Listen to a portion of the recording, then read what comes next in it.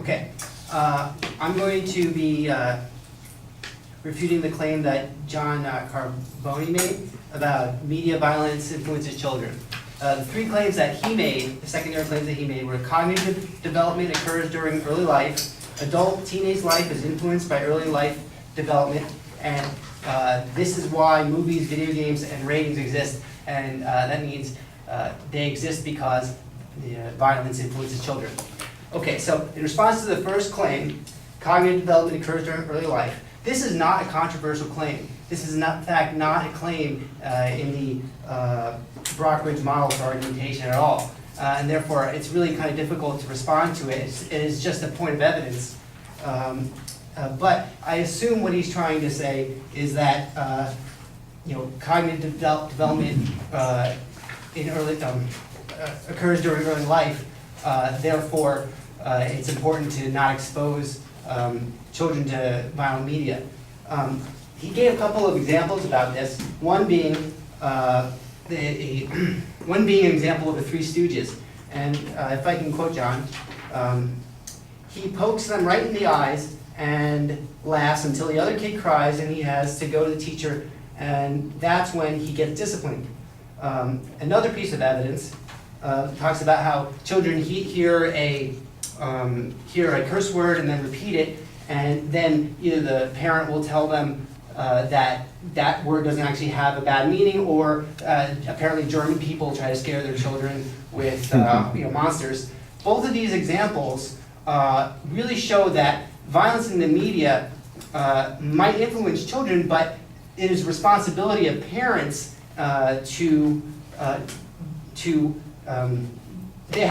parents have more influence on children, and it is their responsibility to guide them along the path. Okay, and also John gave a quote about the causal relationship between media violence and how it influences aggressive behavior in children. And from that exact same article from violent video games effect on aggression, empathy, pro-social behavior in Eastern and Western cultures, there is another paragraph saying, another factor important to understanding long-term effects of exposure to violent media is whether the person's environment encourages or discourages aggression. Pretty much what it's saying is that the environment is more important than the actual media that is being exposed, the children are being exposed to. Okay, another study from the University of Texas said that family conflict is positively related to violent electronic media use because family tension will be reflected in children's interest in media and violent contact. Okay, the second claim, adult teen life is influenced by early life decisions. John's grounds did not support this claim, and in fact, the grounds he used actually refuted his entire claim. According to John, violent media does not make one violent. But if one is violent, then they'll seek out violent media. This is a statement that shows the false cause fallacy of presumption, in which case you don't know which way the causality is going. So even though that many studies say that there's a correlation or that these two things, violence in the media and child aggression, are related, they do not really claim causality. Thirdly, that movie and video game ratings are there to stop kids from being exposed to violence in the media. In fact, the MPAA, the Motion Picture Association of America, says movie ratings provide parents with advanced information about the content of movies to help them determine what's appropriate for their children. These ratings are for parents. And once again, this shows how that the real influence on children's behavior is not violence in the media, but it's how parents direct their behavior and what parents let them be exposed to. So, in conclusion, I searched for hours and hours, and I could not find one example of a criminal case where somebody claimed that they committed a violent act, or it was proven that a violent act was committed directly related from exposure to violent media. Also, according to the FBI, when considering 5 to 10 year trends, the 2012 estimated violent crime was 12.9% below the 2008 level and 12.2% below the 2003 level. violent crime is going down. Now, violent video game stuff have only become more violent as technology has gotten better and graphics have become better. Now, this may well have nothing to do with the existence of violence in the media, but the causality or lack of causality regarding this statistic still lead us to the conclusion that either violent media decreases violent crime or that has no effect at all. And one final thing, when we look at the study of violent behavior in children, we got to look at how they make how they draw their conclusions.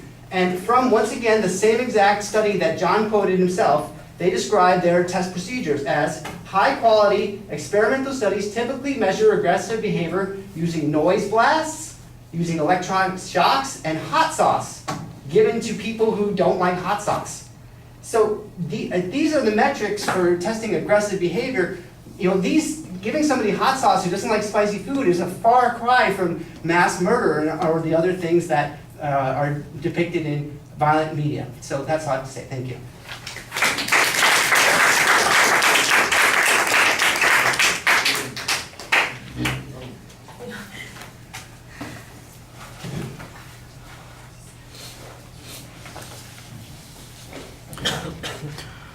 All right, Daniel, I thought that you identified the main proposition very clearly. You label and preview the secondary points also. There's a good signpost on the first point as you get to it.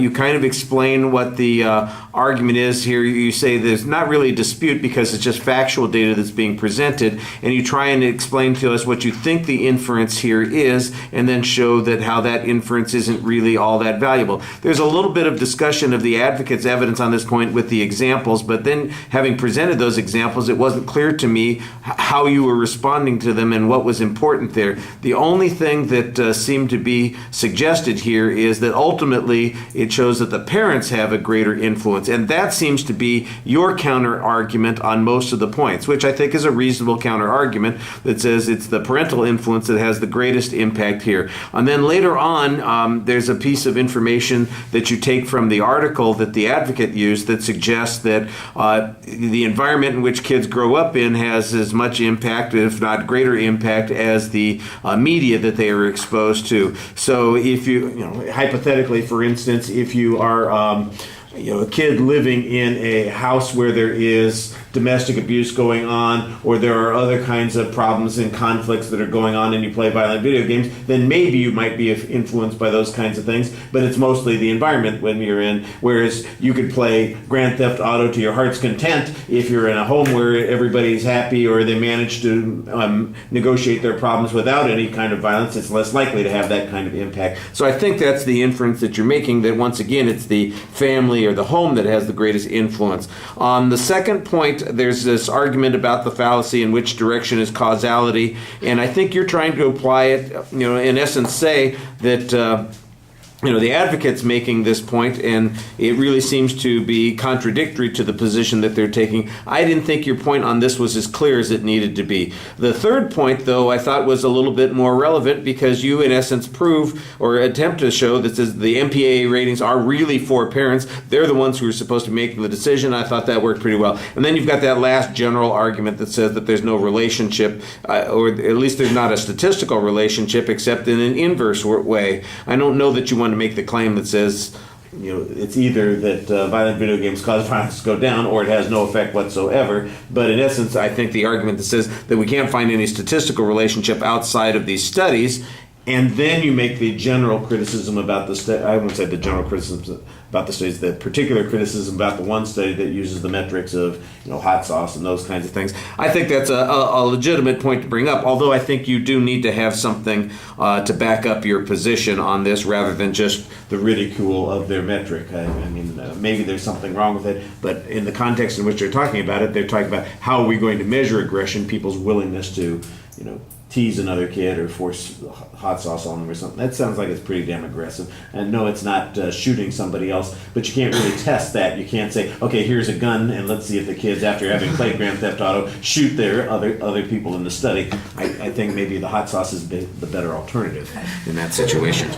All right, I also like the fact that you spoke to us for the most part. You're not just reading a whole bunch of arguments, you're trying to explain to us what your positions are, and that enhances your ethos quite a bit.